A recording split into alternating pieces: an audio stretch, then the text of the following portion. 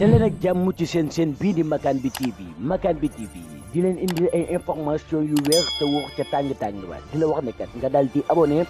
bés cloche de notification bi pour vidéo bu dugal rek ngeen mën cee jot. jógee Ndakaaru Ndiaye wutali bi nga xamante ni moo di Ziguinchor baasu ki nga xamante ni moo di président Ousmane Sonko ma nga xamante ni foofu sax la nekk maire.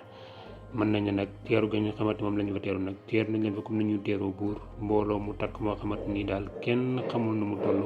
fu nekk la nit di bàbbeekoo di fa ñëw lu ko daggee Kër Ayib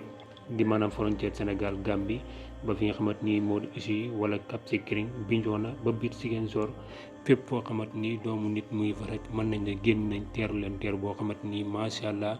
moom ak ki nga xamante ni moo di candidatam di leaderam di Bassirou Diomaye Faye ñu def caravane boo xamante ni nag boo am solo la ginnaaw bi nga xamante ni génn nañ ci prison boobu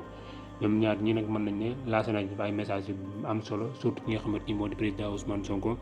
di wax ne li nga xamante ni moo di élection yi nag nañ fexe gagné ko ci li nga xamante ni moo di ci premier tour yi ak 80%. li nga xamante ni moo di 20% yi nag ñu daal di koy jël jox ko ñi nga xamante ni ñoo di seen i dëkkandoo yi